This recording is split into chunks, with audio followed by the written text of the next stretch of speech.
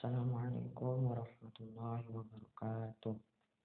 Perkenalkan, nama saya Askarofi Atharuddin, NIM 1903401051022. Di sini saya akan mencoba menjelaskan tentang demokrasi dan demokrasi di Indonesia. Yang pertama, pengertian demokrasi. Secara etimologis, pengertian demokrasi dibagi menjadi dua kata, yaitu demos yang artinya rakyat dan kratos atau kraten yang artinya pemerintahan atau kekuasaan. Demokrasi mengandung pengertian tiga hal penting, yaitu pertama, pemerintahan dari rakyat atau government of the people, berhubungan erat dengan legitimasi pemerintahan atau legitimate government dan tidak legitimasi pemerintahan atau unlegitimate government di mata rakyat. Yang kedua,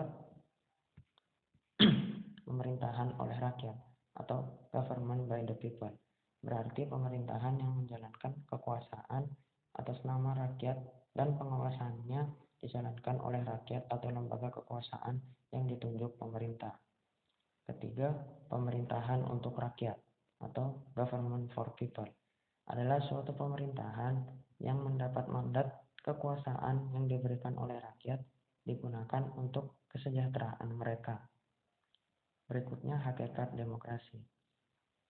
Pertama, kebebasan menyampaikan pendapat, berkumpul, berorganisasi, kebebasan pers, kebebasan individu atau kelompok juga mengakibatkan keterbatasan individu atau kelompok yang diwujudkan dalam rambu-rambu etika dan moral kehidupan. Kedua, kesederajatan, hak dan kewajiban yang sama, kedudukan yang sama di depan hukum. Ketiga, keterbukaan, kepemerintahan dan langkah-langkah pengelolaan keputusan harus diketahui dan disetujui oleh rakyat. Transparansi. Terakhir, etika dan norma kehidupan harus dijunjung tinggi. Prinsip demokrasi. Pertama, pengakuan HAM atau hak asasi manusia. Yang kedua, pemisahan atau pembagian kekuasaan atau di trias politika. Ketiga, pemerintahan menurut hukum. Keempat, jaminan hak individu secara konstitusional termasuk prosedurnya. Kelima, badan kehakiman yang bebas dan tidak memihak. Yang keenam, pemilihan umum yang bebas dan kebersamaan politik. Yang ketujuh, kebebasan mengemukakan pendapat. Yang kedelapan, kebebasan berserikat dan beroposisi. Yang terakhir, pendidikan politik atau kewarganegaraan, civil education. Selanjutnya, nilai-nilai demokrasi.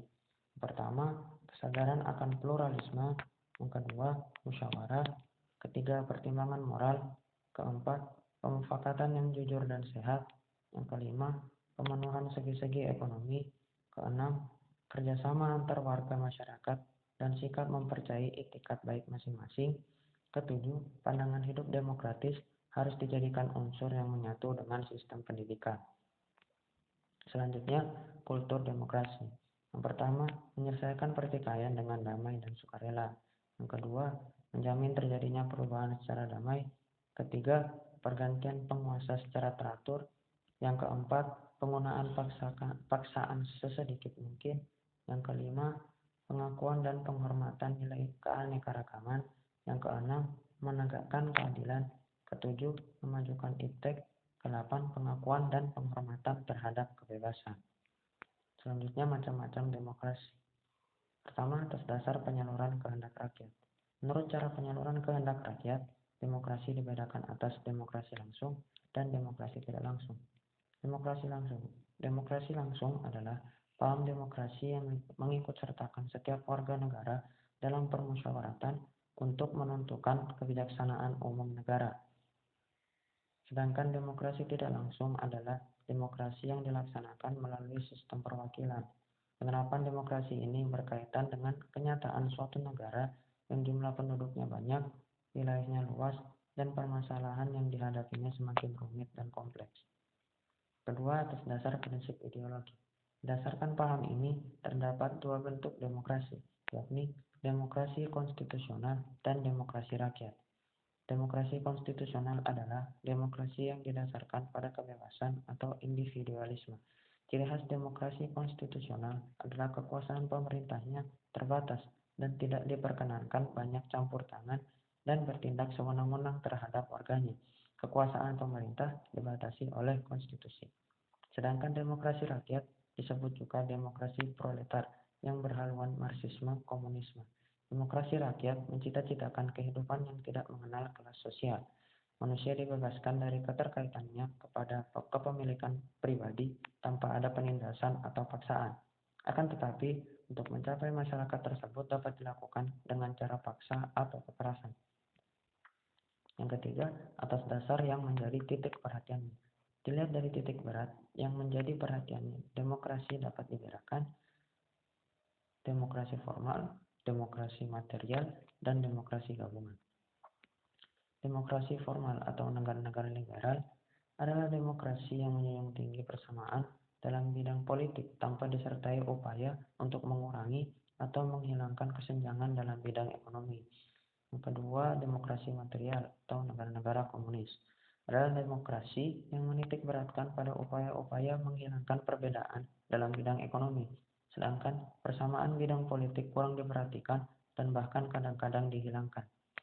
Terakhir, demokrasi gabungan atau negara-negara non-blok adalah demokrasi yang mengambil kebaikan serta membuang keburukan dari demokrasi formal dan demokrasi material. Selanjutnya, demokrasi di Indonesia. Dalam UUD NRI tahun 1945, tidak penyebutan kata demokrasi secara eksplisit atau tersurat, akan tetapi nilai-nilai demokratis termuat dalam batang tubuh pasal 2 UUD NRI tahun 1945. Nilai-nilai demokrasi misalnya dapat dilihat dalam ketentuan pasal 1 ayat 2 UUD 1945 yang menyatakan bahwa kedaulatan berada di tangan rakyat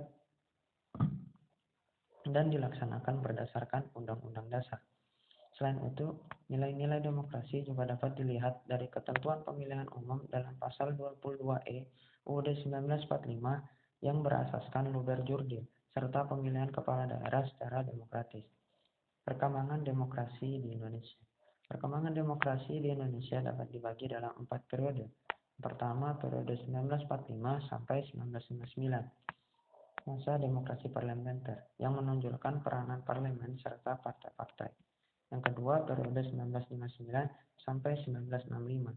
Masa demokrasi terpimpin yang dalam banyak aspek telah menyimpang dari demokrasi konstitusional dan lebih menampilkan dominasi presiden dan terbatasnya peran partai politik serta peran ABRI sebagai unsur sosial politik semakin meluas.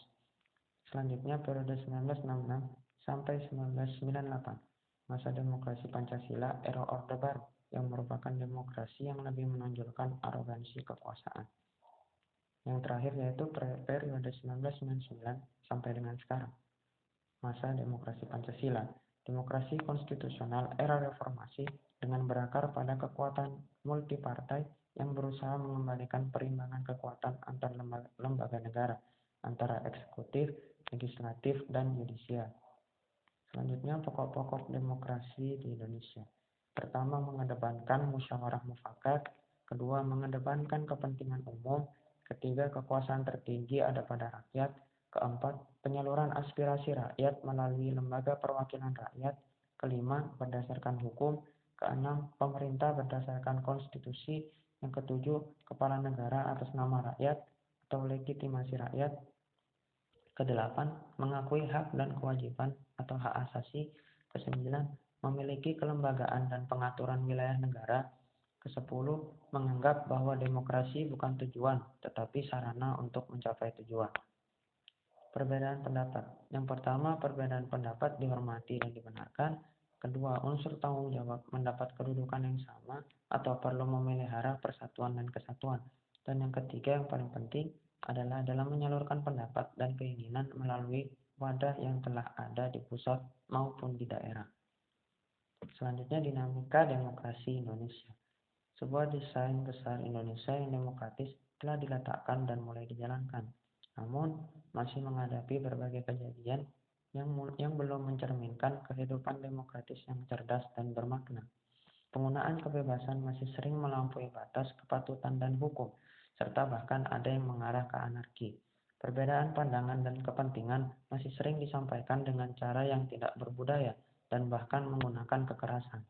Kekecewaan dan kemarahan karena kekalahan dalam suatu proses demokratis, misalnya pilkada acap kali, juga ditumpahkan dalam bentuk kekerasan. Mungkin itu saja yang dapat saya sampaikan. Lebih dan kurangnya mohon dimaafkan. Assalamualaikum warahmatullahi wabarakatuh.